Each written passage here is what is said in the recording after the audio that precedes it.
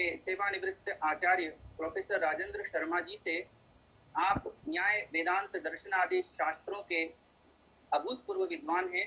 आपने अपने कार्यकाल में अनेक छात्रों को शोध कार्य करवाया है और आपका अधिक परिचय जो है वे मैं सबके सामने रखूं ऐसा ठीक नहीं है, ख्यातनाम प्राप्त है।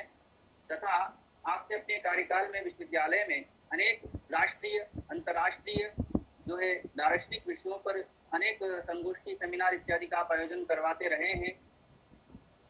दर्शन शास्त्र में, आगम इत्यादि में आपकी अप्रतिहत गति है, तो यह संस्था आपको पाकर आज धन्य है।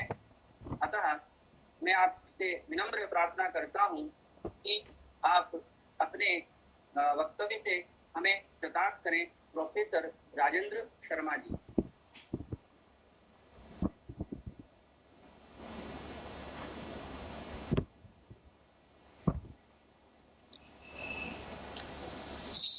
ब्रह्मांड पिपीलिकांत तनुधेत सोद्रिम्भमाना स्फुटं जाग्रत स्वप्न सुसुप्ति भासकतया सर्वत्र या विद्यते सा देवी जगदंबिका भगवती श्रीराजराजेश्वरी श्रीविद्या करुणानिधि शुभकरी भूया सदा श्रेयसे सिंहादुत्थाय कोपात् धड़ धड़ धड़ा भावमाना भवानी शत्रूणां शस्त्रपातैः सतड़तड़तड़ा क्रौटयन्ती शिरांसि तेषां रक्तं पिबन्ति भुघटघटघटा घोटयन्ति पिशाचान् तेषां रक्तं पिबन्ति खखलखलकला शांभवी मां पुनतु।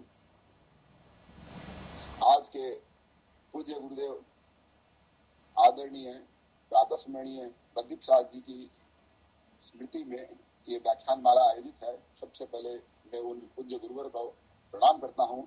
इस संस्कृति संबंध संस्थान के जितने भी लोग इससे जुड़े हुए हैं, पंडित गोपाल दत्त जी, शिवशरण जी और अग्रज मेरे बड़े अग्रज प्रभु दत्त जी शास्त्री और इनका जो परिवार, इस एक हमारा एक नया परिवार है, इन सबके दोस्तों, इन परिवार के सभी सदस्यों का मैं प्रणाम और वंदन करता हूँ।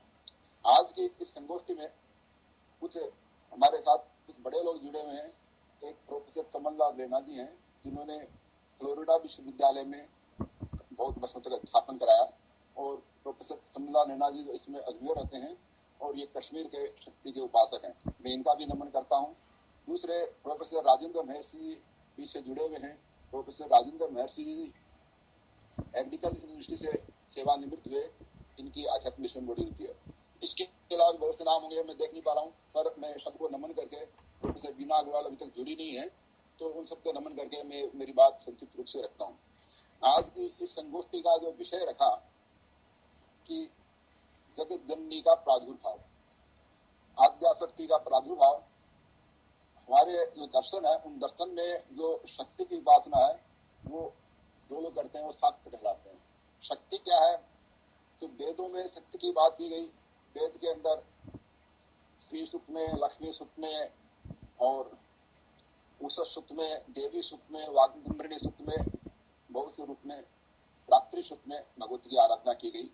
बहुत से उपनिषद लिखे गए, करीब 64 उपनिषद लिखे गए जो शाक्त उपनिषद कहलाते हैं। शाक्त उपनिषद जो है उनमें एक एक देवी पर लिखा गया है, 10 महाविद्याओं पर लिखा गया, विद्या अविद्या पर लिखा गया। तो उन उपनिषदों की चर्चा प्राय नहीं होती है, उनकी चर्चा मैं भी आज नहीं करूंगा। मैं इसमें जो प्रधान उपनिषद जो रहा है वो अथर्वशीर्ष से आता है और इसकी मैं चर्चा करना चाहूंगा कि अथर्वशीर्ष में, इसको देवी उपनिषद कहते हैं, उसमें शक्ति का प्रादुर्भाव होता है। उन्होंने कहा शक्ति है क्या, तो शक्ति को हम समझे क्या, माया जगदम्बा है क्या, तो वो दुर्गा की भक्ति में वो जो अथर्वशीर्ष जो है, 5 अथर्वशीर्ष प्राप्त होते हैं। 5 अथर्वशीर्ष में ये माना गया कि देव्य अथर्वशीर्ष जो है यही प्रधान है, क्योंकि इसके एक के पढ़ने से उन 500 का पाठ हो जाएगा। लास्ट में ऐसी घोषणा की है कि अथर्वशीर्ष जो है बड़ा प्रधान है। इस अथर्वशीर्ष में उन्होंने जो है, इसका मतलब ये हुआ कि जो वेदों में ही शक्ति की उपासना थी।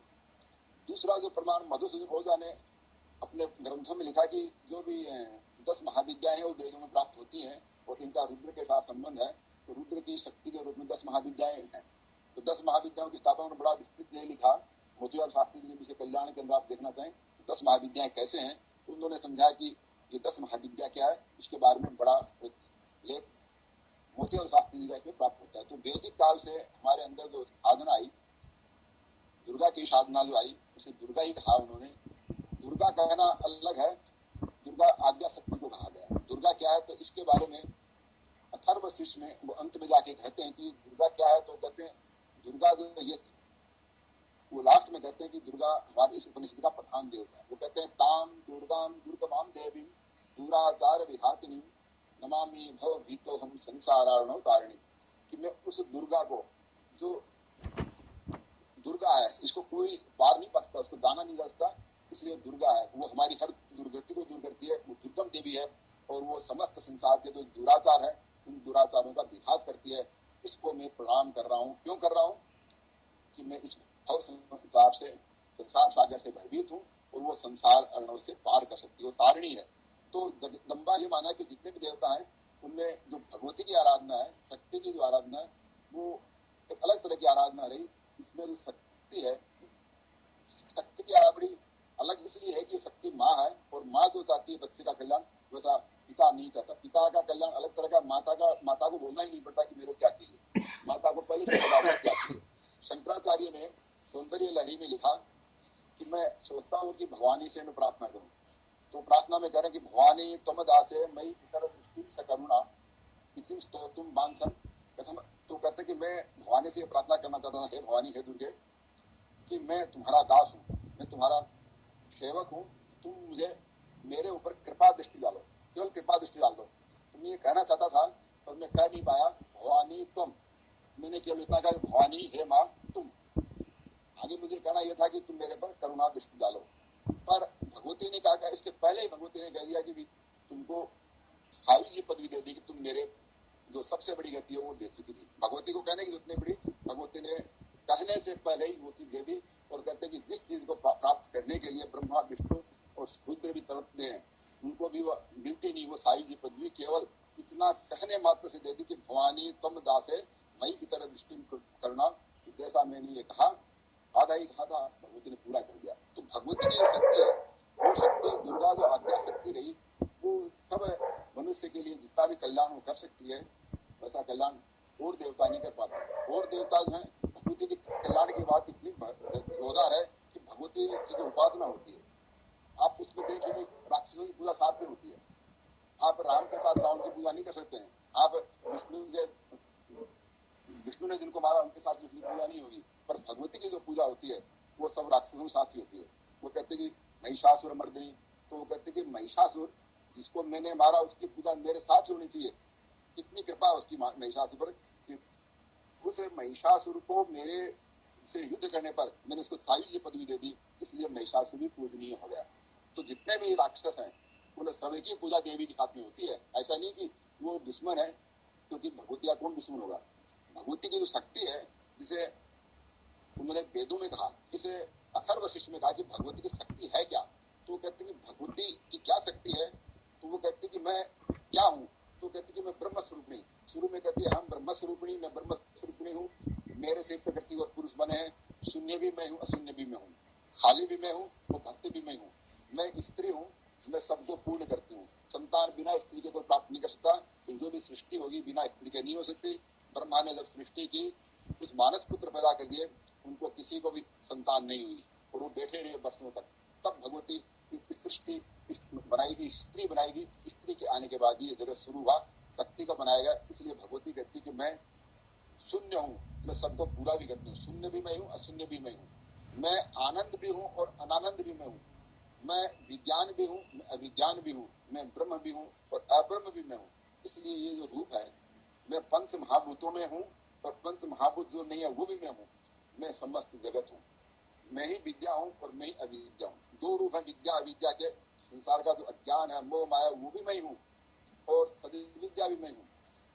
ईसा वास्तवोपनिषद में कहा कि द्वे विद्या, वो कहते हैं कि अविद्या में संतृत्वा विद्या में तमस्मित है, कि विद्या अविद्या से मृत्यु को तैरो और विद्या से अमृत को प्राप्त करो। तो अविद्या जो हमें मारती है और विद्या जो हमारा कल्याण करती है, मोक्ष देती है। तो ये दो चीजें हैं, अविद्या और विद्या। तो द्वे विद्या वेदी तब्य, तो दो विद्या में दोनों भगवती कहती मैं ही हूँ। मैं अविद्या के रूप में, मैं अज्ञान या मोह माया के रूप में संसार को ग्रसित करती हूँ।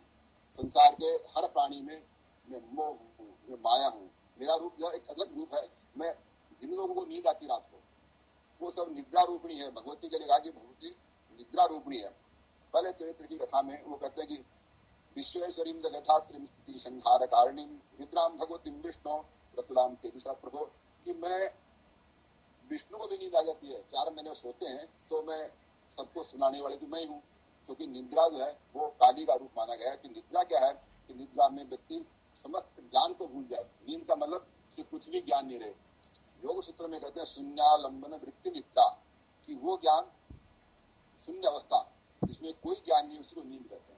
तो भगवती कहती है ये मेरा पहला रूप है, इसको काली कहते हैं। काली का रूप क्या है कि रात्रि को अर्धरात्रि को महाकाल में उसकी पूजा होती है और काली सबकी पालना करती है कि किसको पूरा हो गया टाइम, किसको मैं हटाऊं। तो ये बात वो कह रही है कि सबको पैदा भी मैं करती हूँ, पालती भी मैं हूँ और उनका संहार भी करती हूँ। इसलिए मेरे लिए सब एक जैसे हैं, मित्र शत्रु कुछ नहीं है, मेरे लिए सब समान है। इसलिए वो ऋग्वेद के मंत्र में वो कहती है अहम रुद्रेवी वसुविश्रामी, मैं ही रुद्रों को चलाती हूँ, मैं वसुओं को चलाती हूँ। जो 33 देवता है सूर्यादि देवता, उनको भी चलाने वाली मैं ही हूँ। मैं ही अश्विनी को चलाती हूँ। 33 देवता माने गए, 33 देवता को मैं ही सोम को चला रही हूँ, कृष्ण को धारण करती हूँ, मैं विष्णु का भी मैं ही धारण करती हूँ और रुद्र को धनुष भी मैं देती हूँ। अर्थात सब काम तो मुझे ही करना है। इस दुनिया में सब कुछ मुझे ही करना है। भगवती, इसलिए भगवती का स्थान है वो प्रधान स्थान रहा। तब ऐसा प्रश्न उठा कि ये प्रधान स्थान है और भगवती दुर्गा जो शक्ति प्रधान शक्ति है, ऐसा बहुत सी उपनिषदों में कथा है। शाक्त उपनिषद की बात छोड़ती है, केनोपनिषद में हम आते हैं तो वहां उसने कहा कि सब देवता इकट्ठे हुए कि हमारे कारण विजय होती है। इंद्र अग्नि वरुण वायु देवता आपस उनमें बहस होती है कि शक्ति किसमें है। तो उस समय एक स्त्री प्रकट होती है, एक यक्ष प्रकट होता है और वो कहता है कि आप ऐसा कीजिए, आप कौन से देवता हो? मैं अग्नि देवता हूँ। तो बोले तिनके को जला के दिखाओ। तो तिनका अग्नि देव से तिनका भी नहीं जलता है। वायु देवता को कहते हैं इसको उड़ा के दिखाओ, तो वो उड़ा नहीं सकते हैं। तो उन्होंने सभी देवताओं को बुलाया कि आप एक तिनके को जला कर दिखा दो। तो किसी से भी कोई तिनका भी नहीं मिला और सभी देवता प्राप्त हो गए। तब वो कहते हैं कि जो देवी है वो हेमवती है, जो स्वर्णाभा देवी है, जो सृष्टि और करने वाली देवी है। ये केनोपनिषद में कथा है। उस कथा के माध्यम से इसे उमा या भगवती कहा कि भगवती जो वो प्रधान शक्ति है। भगवती जो है वो ब्रह्म भी और अब्रह्म भी है। इस सूत्र में जो कह रहे हैं, इसमें अथर्वशीष में जो कह रहे हैं कि वही अदिति है, वही अदिति है और वही अग्निष्ठ, वो सब कुछ पैदा करने वाली वही है। उस भगवती को हम दुर्गा कहते हैं। दुर्गा का मतलब ये हुआ कि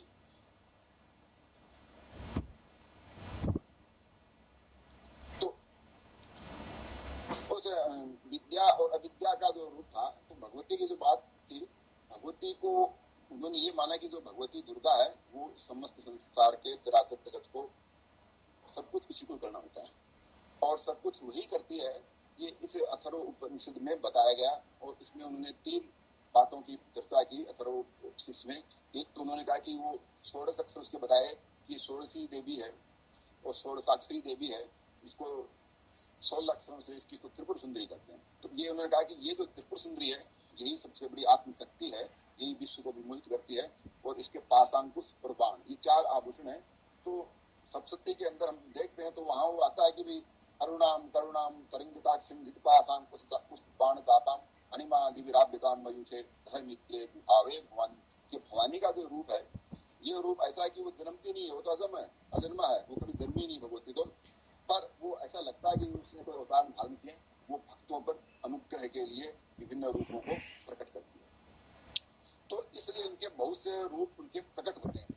इसलिए उसको पाशांकुश और बाण धरा कहा और इसे महाविद्या कहा। ये सब विद्या जो होती है इसलिए ये महाविद्या है, क्योंकि मोक्ष भी देती है और भोग भी देती है। इसकी और ये विशेषता है कि जो विष्णु आदि देवता है वो इसके सामने कुछ भी नहीं होते। क्यों नहीं होते कि विष्णु देव जो है वो कहते हैं कि जो मेरी भक्ति करेगा मैं सबसे पहले उसको गरीबी देता हूँ, सबसे पहले उसको संसार से मोह तोड़ने के लिए परिवार पर संकट डालता हूँ ताकि वो मेरी भक्ति अच्छी तरह से करे। ऐसा भागवत में बार बार कहा कि मैं पहले गरीबी भेंट करता हूँ भक्ति करने वाले को, ये ऐसा नहीं करती है। इसलिए इसे महात्मा सुंदरी कहता है कि ये कहते हैं कि तुम जिस रूप में भी मेरी उपासना करो, वाम से करो, दक्षिण से करो, जिस किसी से करो, मैं खुश होती हूँ। और ये सब कुछ दे सकती हूँ, मेरे लिए दोनों चीज बराबर है, भोग चाहिए भोग लीजिए, मोक्ष लीजिए। दो मार्ग है, ज्ञान और कर्म। गीता में कहा कि ज्ञान मार्ग है जो वेदांतियों ने पकड़ा, तो ज्ञानी लोग भी कहते हैं वैराग्य फल लाओ, संसार को भूलो, संसार को छोड़ दो, इसलिए ज्ञान का मार्ग जो है वो त्याग का मार्ग है। तो यहाँ उन्होंने कहा त्याग नहीं, कोई दुख नहीं है, किसी भी चीज को त्यागना नहीं है, उसका त्याग का रास्ता भी मैं बताऊंगी।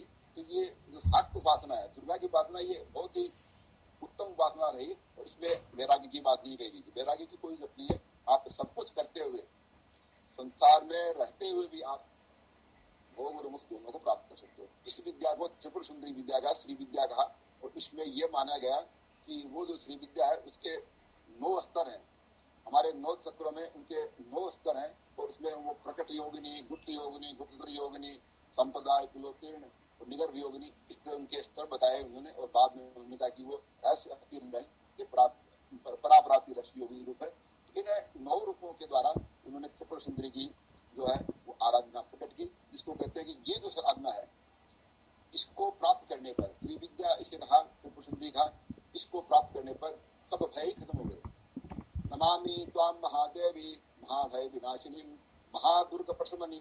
तो समस्त दुर्गमता जो हमारे जीवन की है, वो सभी दुर्गमता इस उपासना से खत्म हो जाती है, क्योंकि भगवती महाकारुण्य रूपणी है, वो करुणा करती है। वो करुणा अन्य देवताओं के पास उस रूप में नहीं है जिस तरह माँ के रूप में। माँ अपने संतान पर पूरी दया रखती है, वैसी देवता। इसलिए कहा कि ये जो शक्ति है दुर्गा जो है, इसको जानना बड़ा कठिन है।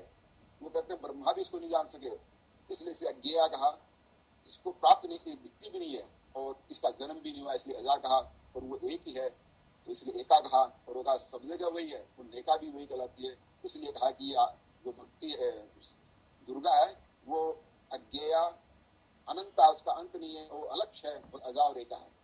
मंत्राणाम मातृका देवी, शब्दानाम ज्ञान रूपी, ज्ञानानाम चिन्मयातीता, शून्यानाम शून्य साक्षिणी। तो भगवती का जो रूप बताया कि भगवती किस रूप में आती है संसार में। एक तो संसार भौतिक संसार है, भौतिक संसार में वो लक्ष्मी के रूप में आती है कि समस्त जो भी धन संपत्ति है वो लक्ष्मी के अधीन होती है। उसे जड़ शक्ति कहा गया कि जड़ शक्ति जो है लक्ष्मी, भगवान विष्णु की 2 पत्नियां हैं। पुरुष के बाद नारायण में कहा कि श्री सत्य लक्ष्मी से पत्नियां, 2 पत्नियां, एक तो श्री है और एक लक्ष्मी है।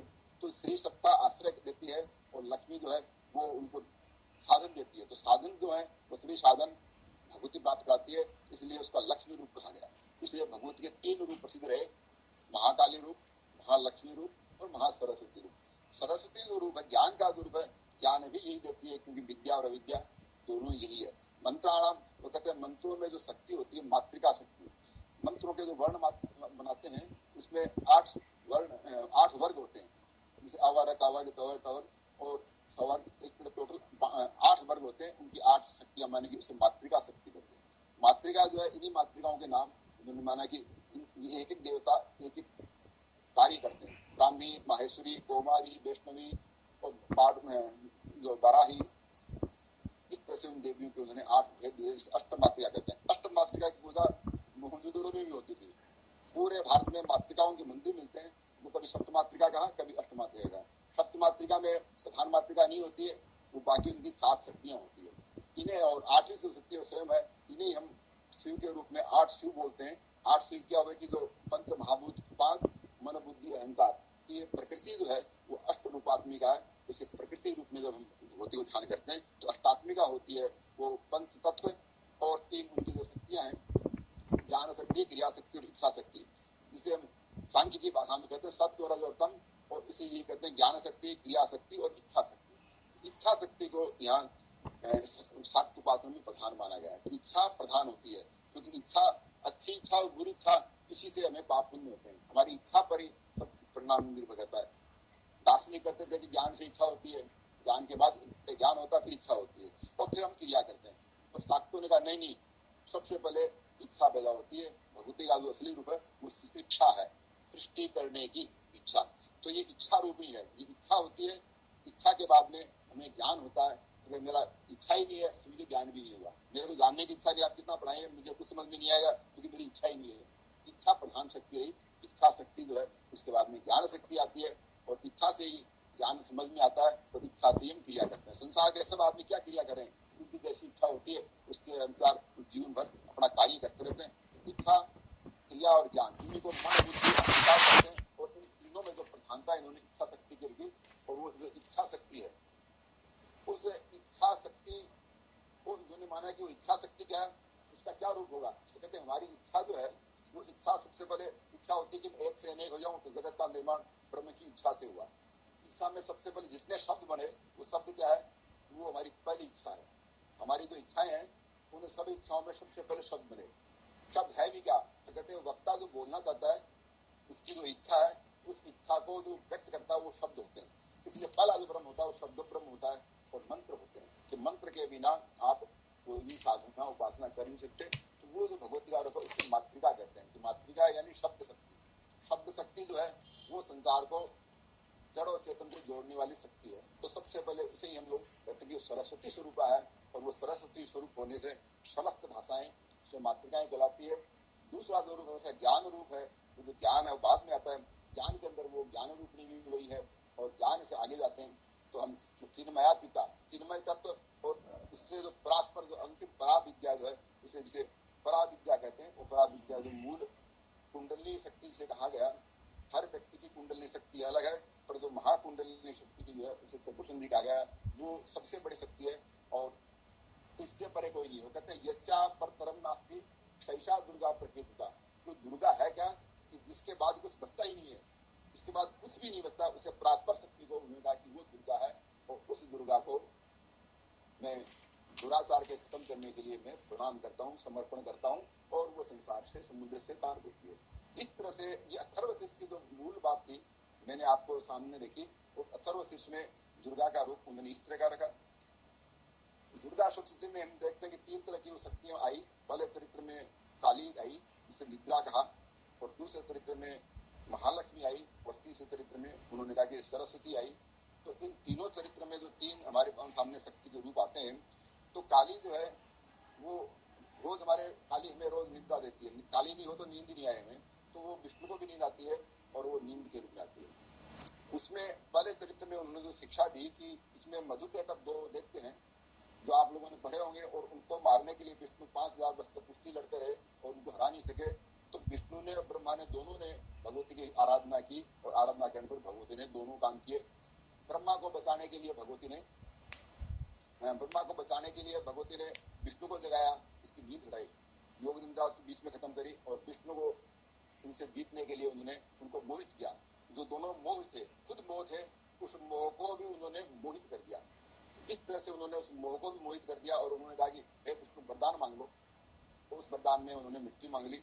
इस तरह से ये कथा जो शुरू होती है, इस कथा में हमारे अंदर भी दो राक्षस होते हैं, एक लोभ और एक मोह। वो लोभ मोह जो है, जिसमें मजा आता था, वो मधु कहलाता है कि हमें जो काम बार बार लगे, हमारी जो लोभ वृत्ति है, वो हमें, उससे हम जीवन भर कितना भी जी लें, कितने वैराग्य पढ़ लें, पर लोभ बचा ही रहता है कि अब और ले लें, और ले और लें। तो वो लोभ जो है वो हमारी ममता बनती है। उस ममता का नाश कैसे होगा, उसका नाश और कोई रास्ता नहीं भगवती के शरण में जाने के लिए। इस तरह से वो प्रथम चरित्र जो है वो पूरा होता है, और उसे काली कहा उन्होंने। इस काली का जो रूप बताया, उन्होंने कहा कि इस काली का जो रूप है वो, उन्होंने कहा कि वो काली जो है खड़गम चक्र स्नार 10 है, उन्होंने 10 हथियार है। खड़ग चक्र गते सुताप परिधान शूलम भुसुंडिम सिर शंखम तंद्रतिं करेक्तेनाम सर्वांग भूषा पिताम नीलास्मद द्युतिमाश्चपाद दशगाम सेवे महाकालिगाम याम स्तोत्रपते हरो कमलजो अंतुम मुद्रिके। ये भगवती के 10 मुख है, 10 ही हाथ हैं और 10 ही पैर हैं। या 10 का मतलब 10 दिशाओं से है कि 10 दिशाओं में उसके मुख्य मुख है। जिधर देखो उसका मुख है, उसका कोई पार नहीं पा सकता। तो 10 दिशाएं जो है उसका मुख है, 10 हाथ सकता है। तो जो भी काम करना है संसार में, वो शक्ति 10 दिशाओं में काम करती है। इसमें संपूर्ण शक्ति का समावेश है, और 10 इसका पैर है, इसकी गति भी 10 तरह से है। तो उसमें ज्ञान शक्ति, क्रिया शक्ति 10 दिशाओं में है, इसलिए से काली रूप था। और वो जब संसार को नष्ट करना होता है, तो एक बार आंख बंद करती है, संसार नष्ट हो जाता है। जब वो एक बार आंख खोलती है, संसार पैदा हो जाता है। केवल इतना ही लगता है उसे समय कि उसे आंख खोलनी और बंद करनी है। तो देवी का जो भू विक्षेप होता है, उस भू विक्षेप के साथ ही संसार का विलय और खोलते ही सृष्टि हो जाती है। तो ये भगवती का जो रूप है, वो प्रथम चरित्र का जो मैंने आपके सामने विचार रखा। उसे अगला जो चरित्र, मध्यम चरित्र, उसमें उसे महालक्ष्मी का, महालक्ष्मी को बाद में राष्ट्रों में कहा कि प्रधान शक्ति है, वो महालक्ष्मी प्रधान है। उस लक्ष्मी से काली आती है, और काली से ही सरस्वती आती है। तो प्रधान शक्ति उन्होंने महालक्ष्मी की। रहस्य में उन्होंने ऐसी बात कही। पर जो महालक्ष्मी है, महालक्ष्मी ने महिषासुर का वध किया, पर वहां ये बताया कि दुर्गा उद्भव कैसे हुई। यहाँ जो बात थी कि दुर्गा का उद्भव कैसे है, जगत जननी का उद्भव कैसे है, तो उन्होंने वहां उद्भव बताया कि सभी देवता इकट्ठे होते हैं और महिषासुर से पीड़ित हैं और वो विष्णु के पास जाते हैं, विष्णु और शिव के पास जाते हैं, ब्रह्मा विष्णु शिव तीनों जाते हैं। अब करें क्या? तो कहते हैं कि सभी लोगों ने गुस्सा किया और गुस्से से देवी प्रकट हुई, जो क्रोधित देवी है, क्रोध के रूप में आई और इस क्रोध से समूचा तेज इकट्ठा हो गया और सर्वदेव शरीरगम एकस्तम तद भुन्नारी सर्वदेव शरीरगम, सब देवताओं के तेज से एक स्त्री पैदा हुई, उसे वो कहते हैं कि ये महामाया। अब भगवती प्रकट कैसे हो रही है देखिए आप, सब देवता इकट्ठे हो जाते हैं और सबने अपने हथियार दे दिए और 18 वहाँ हथियार उसको दिए गए, इतने देवता इकट्ठे थे, उन देवताओं का तेज था। तो ये भगवती का प्रादुर्भाव कैसे हुआ, ये मध्यम चरित्र में उन्होंने बताया कि भगवती जो है वो सब सर्वशक्तिमान है, वो सब देवताओं की शक्ति, सबकी शक्ति अकेली में ही है और हम सब उसकी शक्ति से शक्तिवान होते हैं, हम लोग कोई शक्तिवान नहीं है। ये मध्यम चरित्र में बताया और वहाँ जो उनके जो चरित्र थे महिषासुर आदि, उन सबका उन्होंने वध किया और वो कहानी मध्यम चरित्र कहलाती। फिर देवता प्रसन्न हुए तो भगवती जो है देवताओं की भी गति करती है और दोनों उसके पुत्र हैं, क्योंकि उसे अदिति और दिति कहा कि भगवती जो है अदिति दिति है, वो देवताओं का भी कल्याण करती है और देवताओं का कल्याण करती है, दोनों का कल्याण करती है। एक को मार करके करती है और एक को वर दे के करती है। तो इस तरह से इनका जो काम था वो मध्यम चरित्र हुआ। और अंतिम जो चरित्र है जिसे हम कहते हैं कि सरस्वती का चरित्र है, सरस्वती का जो बीज मंत्र है, सरस्वती का बीज मंत्र क्या है, तो इसमें वो कहते हैं कि तीनों वेद का जो प्रथम अक्षर है उस अक्षर से उन्होंने बाघ बीज बनाया है। प्रथम अक्षर में अनुस्वार दे करके और उन्होंने बाघ बीज मिलाकर उसको बाघ बीज बनाया और वो सरस्वती का बीज है। सरस्वती जब ज्ञान की देवी है और समस्त संसार को विद्या देना उसका काम रहा, उसने ज्ञान दिया। वहाँ जो है वो कहते हैं कि वो उस हिमालय पर प्रकट होती है, उसके शरीर से और देवियां निकलती है, वहाँ जो देवी का प्रकट होता है उसमें एक से कई देवियां निकलती हुई दिखती है और बाद में 10वें अध्याय में वो कहते हैं कि सभी देवियां उसी में समाविष्ट की जाती है। क्योंकि जब शुंभ कहता है कि मैं अकेला हूँ और तुम अलग अलग तुम्हारे रूप है, तुम ब्रह्माणी भी हो, तुम इंद्राणी भी हो, तुम उनके साथ मिलकर तुम्हारे साथ नोट तो शक्तियां लगी पहले से, मैं अकेला हूँ तो तुम मेरे से लड़ रहे हो तो कुछ तो दया करो। माँ कहती है ठीक है। वो कहती एकेवाहम जगत्या का मापरा पश्यता दुष्टम ये वह विसंतो मजबूत है, ये 10 नहीं है, मैं एक ही हूँ, मैं तो शुरू से एक ही। आज तक मैं आपको दिखते हूँ कितने रूप में, मेरे रूप अनंत है पर मेरा कोई रूप ही नहीं, मैं तो अकेली हूँ। और वो कहते एकेवाहम, इस युद्ध में जितनी भी शक्तियां और मेरे अंदर वापस आ जाएंगी। तो इसका मतलब ये हुआ कि भगवती कहाँ भी प्रकट हो सकती है, उसको प्रादुर्भाव के लिए किसी की जरूरत नहीं है। वो कभी देवताओं को सहयोग देती कि तुम्हारे कारण हुई, कभी वो कहते हैं शरीर में वहाँ एक काली का रूप आया, बड़ा विचित्र रूप है काली का, चामुंडा जिसे कहते हैं कि वो चामुंडा खून पीने वाले देवी है। उससे कहा कि तुम इनको रक्त बीज को पी जाओ, तुम मुख फैलाओ और रक्त बीज को पी जाओ। तो रक्त बीज को जितने भी रक्त बीज पैदा हुए उन सबको उसने पी लिया, खा गई। ये जो रूप है ये संहार रूप है, इसे कहते हैं, जिसे नाग होता है, वो नाग किसी भी जानवर को पूरा ही निगल लेता है। उसने पूरे राक्षसों को असुरों को अपने अंदर समाहित किया। तो इसे उन्होंने कहा कि ये जो शक्ति है इसे उन्होंने काली कहा। जो काली जो थी उस काली ने समुच्चय रूप स्वीकार कर लिए। वहाँ जो देवी का रूप है चामुंडा रूप, जितने भी हम रूप देखते हैं, विभिन्न रूप जो है, विभिन्न रूप उसकी शक्ति को बताते हैं और उसने विभिन्न रूप धारण किए अपने भक्तों के लिए या दुश्मनों के लिए, जिसके लिए उसकी कृपा थी तो उन्होंने अपने रूप धारण किए। और वहाँ वो स्तुति हुई इसकी, और स्तुति करने के बाद में उन्होंने कह दिया कि मैं नित्य हूँ, नित्य साध मूर्ति, मैं नित्य हूँ पर बार बार मैं जन्म लेती हूँ, अब मेरा एक जन्म आगे भी होगा। इससे उनका दुर्गा रूप मेरा फिर आएगा। दुर्गा रूप जो था उनका कि तो दुर्ग महासुर आएगा तो मैं दुर्गा बन जाऊंगी, जब यहाँ सब खाने पीने की संकट होगी तो मैं शाकंभरी बन जाऊंगी, और मैं अपने शरीर से घास फूस पैदा करूंगी, वनस्पति पैदा करूंगी और सबका पेट भर दूंगी, तो मैं ब्राह्मणी बन जाऊंगी। तो वो कहते कि नंदा ब्राह्मणी ऐसे उन्होंने कुछ रूप बताए क्योंकि मेरे विचित्र रूप होंगे और हर युग में मैं ये रूप धारण करती हूँ, इसलिए मैं अनंत हूँ। मेरे रूप क्या है तो देवी भागवत में बहुत सूची दी कि उन्होंने बहुत से रूप है। उसे कभी षष्ठी देवी कहा, कभी मनसा कहा, कभी उन्होंने कहा कि भाई वो भगवती जो है वो सब रूप धारण करती है। स्वधा भी वही है, जब वो पितृदेव के साथ होती है तो स्वधा होती है, अग्निदेव के साथ होती है स्वाहा हो जाती है। वो जया विजया भी वही है, तुम षोडश मातृका हो तो 64 मातृका हो, उन सब में वही शक्ति है। और उस शक्ति के प्रधान के साथ में उसका मेरा जो रूप है वो विशद है। और उस रूप में भगवती जो अनुग्रह करती है, भगवती खुद अपने भक्तों पर, अपने पुत्रों पर बिना मांगी अनुग्रह करती है। केवल आपको उसको याद करना है, और याद करते ही वो आपकी समस्त इच्छाएं ऐसे पूरी करती है कि आपको मांगना नहीं पड़ेगा उससे कि मैं क्या मांगू। और इस तरह से भगवती अपनी समस्त इच्छाएं पूरी करती है। दुर्गा सप्तमी में पुराणों में इसकी कथा, देवी भागवत में इसकी कथा, और सब जगह इसकी कथाएं मिलती है। उपनिषद को मैंने कोट किया, और बाकी हर तरह से भगवती जो है अपना समस्त मार्ग जो है वो देती है। और ये मातृशक्ति है, इसे प्रकृति, पुरुष और ब्रह्म सब रूप में कहा। और ये भी कहा कि अविद्या से लेकर विद्या तक यही हमें ले जाती है। अविद्या इसलिए है कि हमारा मोह अविद्या है, और ज्ञान जो है वो मोक्ष है। तो दोनों इसी के रूप हैं। और भगवती सभी रूपों में है, सभी रूपों में इसकी अनंतता और मिलती है। और स्त्री के लिए इसलिए कहा कि संसार की जितनी भी स्त्रियां, इसमें दो दरबार देव हुए कि संसार की जितनी भी स्त्रियां हैं उन सब में मैं हूँ। विद्या समस्ता तव देव वेदा स्त्रिय समस्ता सकला जगस्तु त्वय्येकया पूरितम वये तत्काते उत्तिष्ठभ्य परा प्रोक्ति। इस संसार की जितनी भी स्त्रियां हैं उन सब में मैं हूँ। वो मेरी कलाएं हैं, मेरी कलाएं अनंत हैं। ब्रह्मा विष्णु महेश ये सब मेरे एक एक कलाओं से चलते हैं। और मैं अनंत कलाएं वाली संसार की प्रत्येक स्त्री में मैं विद्यमान हूँ। इसलिए भारतीय परंपरा में, भारतीय संस्कृति में हर स्त्री को देवी संबोधन किया गया। पुरुष को देव नहीं कहा, पर स्त्रियों के लिए उन्होंने एक देवी कहा। और माना कि जितने भी मैं हैं स्त्री में वो कहते हैं कि समस्त विद्याएं, वेद भी मैं हूँ। और वो कहते हैं शब्दात्मिका जजुषाम निधानम मुदगी चरम पदपाठवतम च सामनाम देवी प्रई भगवती भवभावनाय वार्ता किशोर जगताम परमात्मा। कि सब शास्त्रों में मैं हूँ, वेदांत के वाक्यों में मैं हूँ, सब जगह मैं हूँ। मेरे अलावा इस संसार में कुछ नहीं बचता, और सब कुछ मैं हूँ। और इस तरह से इसकी जो स्तुतियां की, और स्तुतियों का मैंने कुछ सार रखा।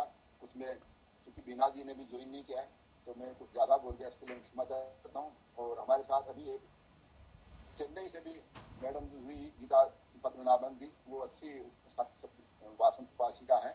और वो कई बार वो व्याख्यान भी करते हैं। तो गीता पद्मनाभन जी को भी नमस्कार करता हूँ। और मुझे पता नहीं कितने लोग रहे, इसी के साथ में अपनी वाणी को विराम देता हूँ। और आपने मुझे अवसर दिया, उसके लिए मैं आप सबका संस्था का धन्यवाद देता हूँ।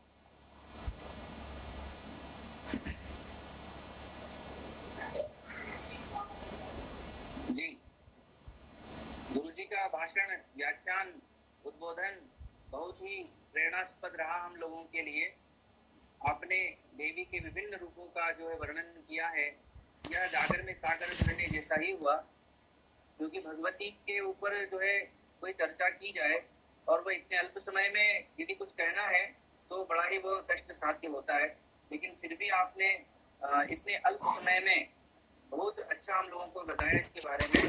भगवती, महाकाली, महालक्ष्मी, महासरस्वती, त्रिगुणात्मिका, सत्व, रज, तम, इनके तीनों रूपों का जो है आपने अच्छी तरह से हम लोगों को बताया। और जो श्री सूक्त है, जो भागवंतरणी सूक्त है, उन सूक्तों में देवी के जो विभिन्न स्वरूप आए हैं, उन स्वरूपों की जो विवेचना आपने की है वो अद्भुत है। तथा जो नाम की सार्थकता बता रहे हैं, जैसे महिषासुर मर्दिनी, चामुंडा, चंडमुंड का वध करने के कारण जो चामुंडा हुई, और 10 महाविद्याओं में भगवती जो त्रिपुर सुंदरी है, षोडशी महाविद्या आदि के बारे में आपने बहुत ही अल्प समय में बहुत अधिक जो है हम लोगों को बताने का प्रयास किया है। क्योंकि जो हमारी भारतीय सनातन परंपरा रही है वह त्यागाश्रित भोग की परंपरा रही है। तेन त्यक्तेन भुंजिताः मा ददय कश्चित् धनम। इस प्रकार से मातृकाओं के बारे में भी आपने बताया। जो 16 मातृकाएं हैं, 7 मातृकाएं हैं, 8 मातृकाएं हैं। और सबसे बड़ी बात यह है कि भगवती जो है वह स्वयं ही कह रही है कि मैं जब आंख खुल रही है तो सृष्टि जो है वो है, और जैसे ही नेत्र बंद हुए तो सृष्टि समाप्त है। इस प्रकार से देवी का जो स्वरूप है वह आपने अल्प समय में बहुत ही अच्छे तरह से बताने का प्रयास किया है। और आपका आशीर्वाद तो हम लोगों को कई बार मिला है और निरंतर आगे भी इसी प्रकार से प्राप्त होता रहे।